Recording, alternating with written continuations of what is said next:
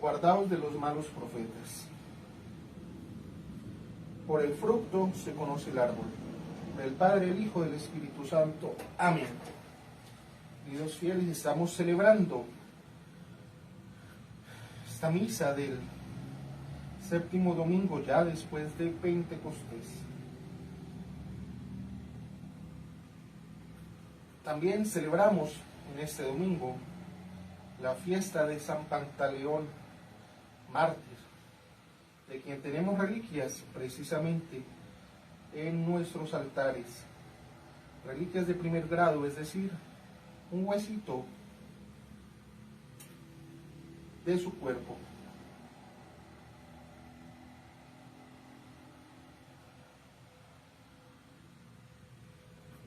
Queridos fieles, es un carácter muy respetable del profeta. No hay misión más santa que la suya. Es el mensajero del cielo, el encargado de anunciar sus verdades a la tierra. Tales fueron Daniel, Isaías y tantos otros. En el Antiguo Testamento los distinguimos entre profetas mayores y profetas menores. Tan distinguidos por sus virtudes como por sus oráculos. Esos hombres enviados por parte de Dios y a quienes Dios inspiraba son dignos de nuestros homenajes, y su palabra merece ser acogida con tanto reconocimiento como respeto. Acordaos, hermanos míos, de cuánta consideración los rodeaba el pueblo de Dios, y de qué trabajos era afligido cuando despreciaba sus avisos. Así pues, respetemos y obedezcamos al ungido del Señor que viene a instruirnos en su nombre, pero desconfiemos también de aquellos que, afectando un carácter que no tienen, una misión que no han recibido, quieren constituirse en verdaderos preceptores y en vuestros guías. Tal es el precepto del Salvador en el Evangelio de este día. Hoy en día muchos curas que se consideran los inquisidores, como si el mismo Dios los hubiese llamado, pero no, son simples curas. Hay superiores a ellos, los obispos, a quienes nos tañe precisamente la tarea de enseñar y de gobernar. El sacerdote enseña, sí, pero bajo autoridad de un obispo. El espíritu del mal, desde el instante que perdió a nuestros primeros padres, no ha cesado de tender sus lazos a la humanidad. Ha tenido siempre mensajeros de lisonja y de corrupción. De ahí esos títulos que bajo diversos nombres, bajo diversos espíritus, han trabajado y todavía trabajan en seducir a las almas con sus escritos, con sus palabras, con sus consejos y con sus ejemplos. Se anuncian a los pueblos como profetas de la verdad, de la virtud y de la dicha, mientras que no llevan consigo más que tinieblas, vicio y miseria. Su ciencia es tan falsa como perverso su genio, o más bien, no poseen sino la ciencia y el genio del mal. Muchos, considerándose que la Virgen les habla, sus curas, obispos, que se creen que el mismo Dios les habla, pero trabajan es en las tinieblas. Ministros de Satanás en la tierra, prosiguen en ella su obra de perdición, y se dicen oráculos de Dios y amigos de los hombres. Desgraciado del que los escucha. Y a pesar de esto, la multitud corre tras de ellos. Basta creerse profetas para atraerse sus miradas y sus aplausos. Se veneran y son conducidos en triunfo como gloria de su nación y luz de su siglo. Bajo ese aspecto, los tiempos modernos, en sede vacancia, no son más prudentes que los tiempos antiguos. Qué admiración la prodigada a ciertos hombres, qué atractivo en ciertos hombres que, mejor estudiados, no inspirarían más que desvío y error y horror. Hay en ellos sin duda una apariencia de grandeza que impone. Su audacia puede considerarse como fortaleza.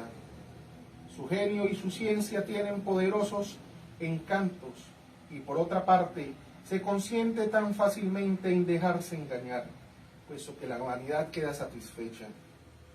En la vida pública y privada es casi siempre el orgullo quien decide nuestras simpatías y nuestra elección por X o Y doctrina hoy en día dentro del sedevacantismo. Lejos de mí, hermanos míos, el pensamiento de negar toda sinceridad. Hay afecciones y convicciones profundas, sí. Hay corazones nobles que no nivelan sus servicios al éxito de su causa, que saben combatir y morir por ella, por desgraciada que sea. Pero es también cierto que las cualidades más o menos brillantes del jefe deciden la moralidad de su causa, más bien que el color de su bandera. Para hacerse discípulo de X o Y doctrina dentro del sedevacantismo, la elocuencia del maestro y no su doctrina es lo que se examina.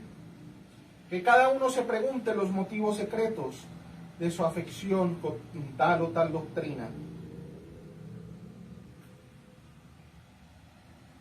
Decidnos, pues, por qué colocáis en vuestras bibliotecas caseras obispos o sacerdotes en sus bibliotecas grandes.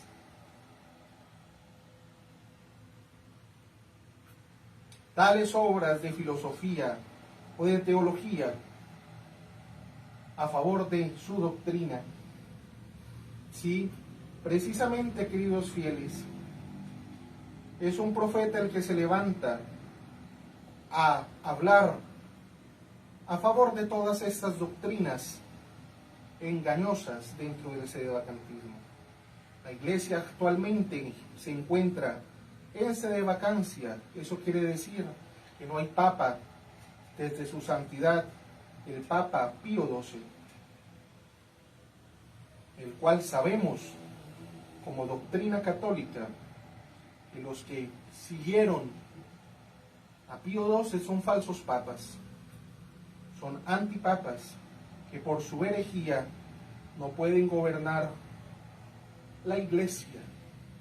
Y es allí precisamente donde nace una de las tesis más horribles que pueden haber, y es la mal llamada tesis del Papa material, en donde dicen precisamente que puede haber, tienen dos proposiciones ellos. La primera dice que Pablo VI, habiendo sido privado de la jurisdicción suprema por nuestro Señor, dejó formalmente de ser papa.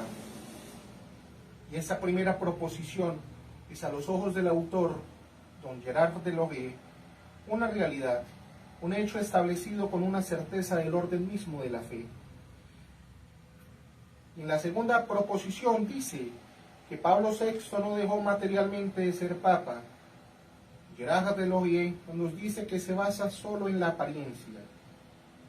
Y esta segunda proposición es un hecho dudoso. Esa proposición obviamente no se infiere de la primera.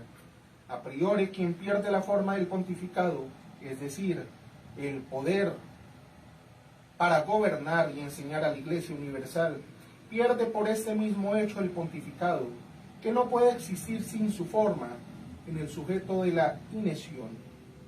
En otras palabras, en los elegidos del cónclave. Una vez más, es la forma en el sentido de ese término lo que hace que una cosa sea lo que es. Ese es el significado filosófico de forma. Sin forma, una cosa no es. En ciertos casos solo puede ser, lo cual es diferente. ¿Acaso puede haber materia sin forma? En el papado, no. En el papado no puede haber materia sin forma. Y como dice el autor, se basa en esto para intentar restablecer la ocupación, no de hecho, sino de derecho, de la sede de Pedro como hombres como Montini o Boctila, de quienes él mismo nos recuerda en otro lugar que son herejes, por lo tanto de derecho, sino de hecho, fuera de la Iglesia, porque fueron excomulgados y anatemizados por el Concilio Vaticano. El autor ni siquiera niega la posibilidad de la invalidez de la elección en 1963 del cardenal Montini, y en consecuencia la posibilidad de la vacante de la sede apostólica. Admite sin reservas que los argumentos desarrollados para probar la herejía de Montini son ciertamente impresiones, especialmente por su convergencia, y señala en una conferencia impartida por Pablo VI antes de su ascenso al pontificado soberano, el pensamiento, según él, el autor Gerard de Lorgue, el pensamiento del cardenal Montini está radicalmente corrompido por el racionalismo ateo, y concluye: la segunda parte del texto citado constituye una impresionante profesión de fe en la doctrina teilhardiana, que inevitablemente condujo al culto al hombre y no a la religión relegada. Tenía pues, queridos fieles, Montini fe cuando fue elegido, entre comillas, papa. ¿Acaso fue válida su elección, al igual que la de Juan XXIII? No. Precisamente ahí es donde radica el problema de la tesis. Ya que, ¿cómo puede ser cabeza de la iglesia alguien que no pertenece a la iglesia por estar excomulgado? Llamamos a la tesis, nosotros como sociedad de Cristo Rey, una herejía. Y precisamente dentro de nuestras constituciones está el realizar un juramento en donde rechazamos la tesis. Cada miembro de la sociedad de Cristo Rey debe de firmarlo, debe de hacerlo, al igual que cada fiel que se asocie con nosotros, porque las herejías no pueden ser toleradas. Nosotros no podemos tolerar ese nivel tan bajo de herejía y de pensamiento que desde sus planteamientos filosóficos tiene problemas, ya que en primer lugar niega el principio de no contradicción, diciendo que alguien puede ser y no puede ser papa a la vez. Y la llamamos herejía porque ha inventado la idea de un obstáculo que supuestamente plantearon Juan XXIII y sus sucesores, de modo que fueron elegidos legal y válidamente papas, entre comillas, pero no recibieron autoridad. En realidad, el Código de Derecho del 17 y todos sus comentaristas enseñan unánimemente que si una persona es capaz de ser elegida papa, también puede llegar a serlo. Pero, ¿quién puede ser elegido papa? Precisamente ahí es donde está la cuestión. Puede ser elegido papa quien conserva la membresía de la iglesia.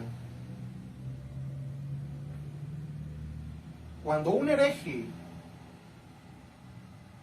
cuando un católico comete pecados de herejía, cisma o apostasía, no solamente pierde la gracia santificante de su alma, sino que también queda separado de la membresía de la iglesia. Y esto sucede automáticamente, sin necesidad de la declaración alguna por parte de la Santa Iglesia. El padre Filippo Marotto, quien fue profesor de Derecho Canónico y consultor del Santo Oficio y que colaboró también en la preparación del Código del 17, escribió: la validez de la elección en cuanto a la persona elegida depende únicamente del derecho divino, es decir, ningún otro impedimento, salvo los establecidos por el derecho mismo divino. Y estos invalidan la elección de un romano pontífice. Por lo tanto, para la elección válida de un romano pontífice, ahora se requiere y basta que la persona elegida sea miembro de la iglesia, pues quien no pertenece a ella se considera incapaz de ejercer la jurisdicción, especialmente la ordinaria, y no puede ser cabeza de la iglesia. Por esta razón, los infieles y los no bautizados, al igual que los herejes, no pueden ser elegidos válidamente. Así también el propio derecho divino excluye a los herejes y cismáticos del supremo pontificado. Ya San Antonino, doctor de la Iglesia, escribe en su Sacrae Summa Theologiae parte tercera, título 22, capítulo 4, parágrafo tercero. Cuando cae en herejía el Papa, por este hecho es separado de la Iglesia, deja de ser su cabeza y es depuesto de facto, no de iure, porque el que no cree ya está juzgado. Y esto de iure, pero esto es antes del juicio, porque quien es hereje es separado de la Iglesia. Y la cabeza no puede separarse del cuerpo mientras sea la cabeza de este cuerpo del que es separada. Por lo tanto, el Papa por esa razón deja de ser la cabeza del cuerpo de la Iglesia. Y por lo tanto, un hereje no puede ser ni seguir siendo Papa, porque no se pueden obtener las llaves de la Iglesia. Fuera de la Iglesia no hay salvación. San Roberto Belarmino escribe también: la opinión de los eruditos más recientes es la misma, como Juan Dredonio, quien en el libro cuarto de su libro sobre la Sagrada Escritura y los dogmas de la Iglesia, capítulo 2, parte 2, parágrafo segundo, enseña que solo están separados de la Iglesia aquellos que son expulsados, como los excomulgados, o por sí mismos se apartan y se oponen a la Iglesia, como son los herejes y cismáticos. Y en el séptimo parágrafo dice que en aquellos que se han separado de la Iglesia no queda absolutamente ningún poder espiritual sobre los que están en ella, tal como lo declara la Bula Cum ex Apostolatus Officio del Papa Pablo IV. Melchor Cano, en el libro cuarto, capítulo segundo, sobre las ubicaciones teológicas, enseña que los herejes no son parte de la Iglesia, ni miembros, y en el último capítulo, en el argumento 12, dice que ni siquiera se puede pensar que alguien pueda ser cabeza y papa que no sea miembro ni parte de la Iglesia. Y en este mismo lugar enseña con claridad que los herejes ocultos siguen siendo partes y miembros de la Iglesia, y por lo tanto un papa hereje oculto sigue siendo papa. Otros comparten la misma opinión y lo citamos en el libro sobre la Iglesia. Dice él: el fundamento de esa opinión es que un hereje manifiesto no es en modo alguno miembro de la Iglesia, es decir, ni en mente ni en cuerpo, ni con unión interna ni externa. Pues los malos católicos también están unidos y son miembros, en mente y por la fe, y en cuerpo por la confesión de la fe y por la participación de los sacramentos visibles.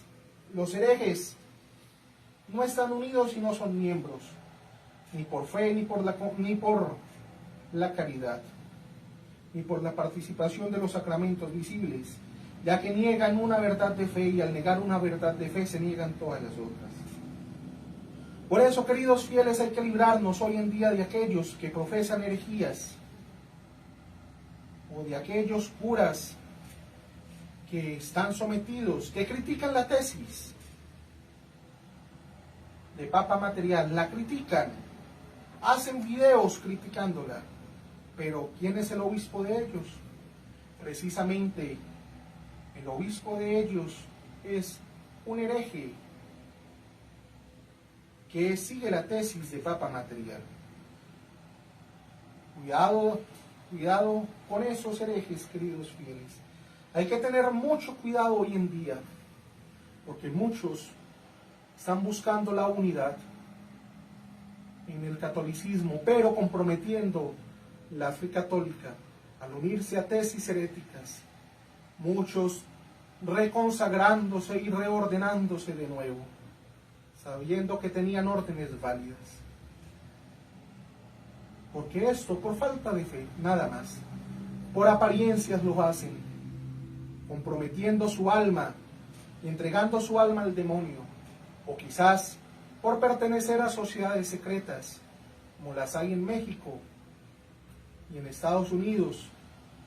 ¿Por qué nos atacan a nosotros que no pertenecemos a esas sociedades? Precisamente por dos razones. Primera, nosotros como Sociedad de Cristo Rey somos la única comunidad sede vacante que en sus constituciones tiene establecido el juramento en donde se rechaza a la tesis de Papa Material como herejía, donde rechazamos todo lo que provenga del Vaticano II, también por herejía, y a los falsos papas también se les rechaza por herejes. Pregunto a todos aquellos que nos critican y que salieron del lefebrismo, ¿dónde está su declaración de fe católica? Ya que al estar en el lefebrismo o al estar en el resistir y reconocer resistir, están prácticamente en cisma. Y están también, al igual que los tesistas, negando el dogma de la infalibilidad papal establecido en el Concilio Vaticano. ¿Dónde está su declaración donde rechazan precisamente la tesis? ¿Y por qué aquellos curas que tanto critican a la tesis están sometidos a obispos bajo la tesis? ¿No se les hace algo raro, queridos fieles?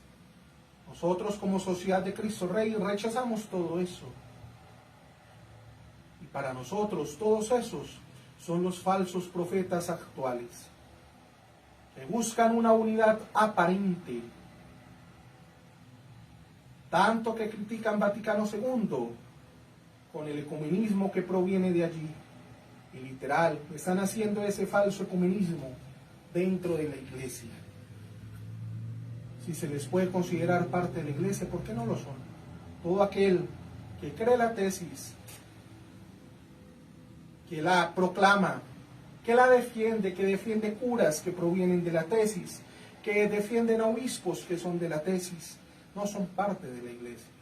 ¿Por qué? Porque la tesis es una herejía, y aquel que favorece la herejía está a favor de ella, o está con la herejía, o es hereje. ¿Se es o no se es? No estamos en momentos precisos para tener esa doble moral, para ser tibios. No estamos en esos momentos. Que cada uno se pregunte cuáles son los motivos secretos de ellos. Qué cosa extraña. Hay que desconfiar desde la naturaleza de cada uno de esos motivos y no dejarse, queridos fieles, arrastrar por esas apariencias de unidad y no dejarse arrastrar por esas teorías extrañas que buscan disminuir, precisamente engañar a los fieles. ¿Por qué no se les instruye a los fieles en contra de la tesis? Precisamente para mantenerlos en silencio, para querer un pueblo que sea inculto. ¿Acaso pregunto, dónde está el mandamiento del Concilio de Trento, donde se mandan los párrocos a catequizar a los pueblos? San Pío X, en su pontificado, estableció también precisamente la catequesis para los adultos, para el pueblo, creando él también un catecismo adicional al catecismo de Trento.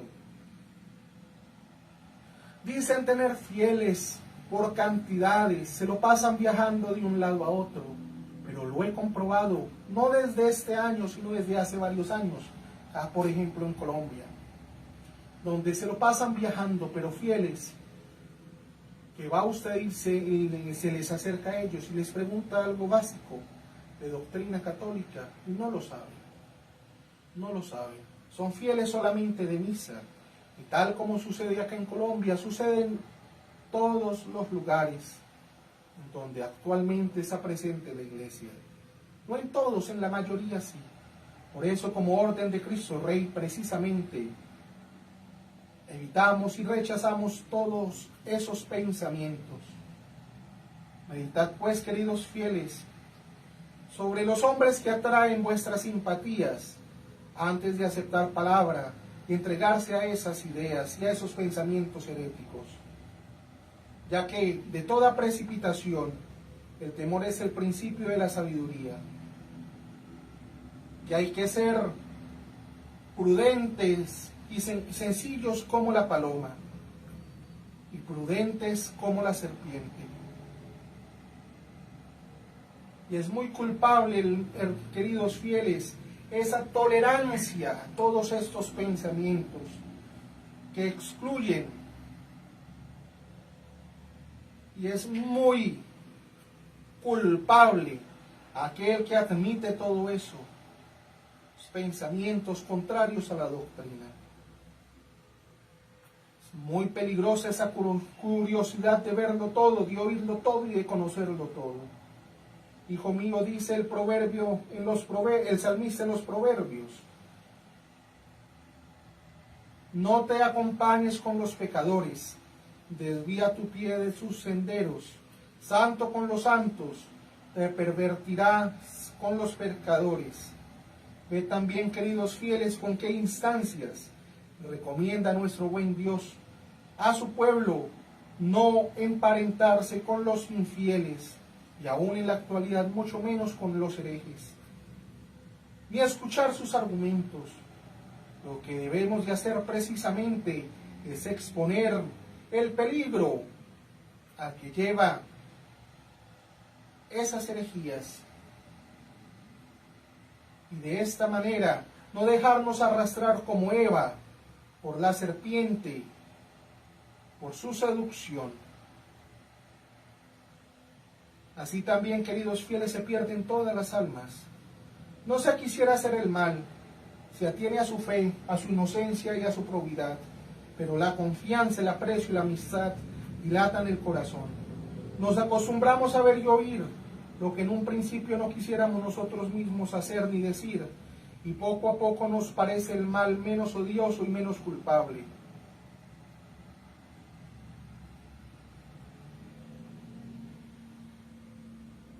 Huid pues de la malicia de estas personas y de las cosas más respetables.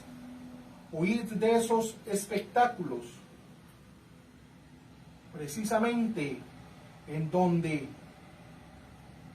la pasión en el pensamiento se deja confundir por apariencias honestas, que lo único que hacen es seducir el pensamiento y seducir el alma hacia la herejía.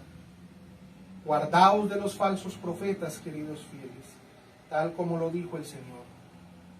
Es por eso que debemos de pararnos, ponernos firmes, quedarnos precisamente en la doctrina enseñada por el Señor, y no irnos por aquellas doctrinas que dividen a la iglesia como sociedad, por las pasiones que atraen hacia esos pensamientos o hacia esas personas que las propagan, pasándose por ovejas, siendo precisamente lobos.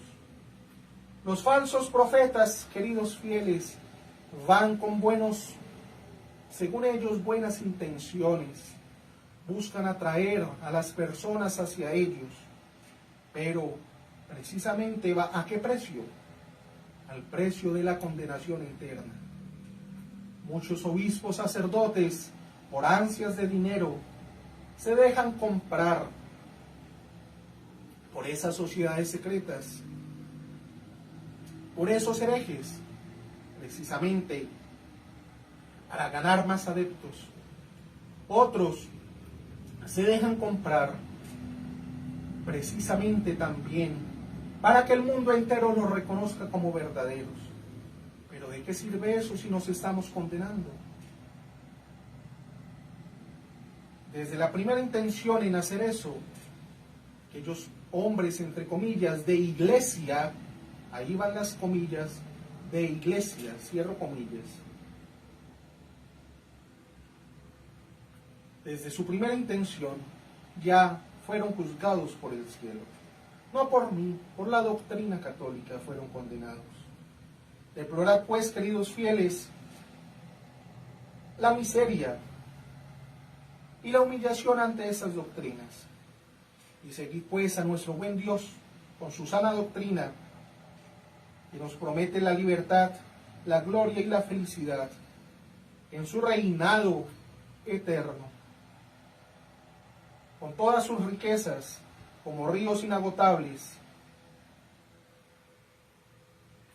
y protegidos obviamente por Nuestra Señora, a quien le vamos a entregar nuestra pureza de intención y nuestra religión con espíritu verdadero, para restablecer el dogma católico en todo su esplendor, con toda su pureza y su moral, que es infinitamente dulce. Nuestra Señora de la Santa Esperanza, patrona nuestra, ruega por nosotros. Nuestra Señora de la Santa Esperanza, patrona nuestra, ruega por nosotros y conviértenos.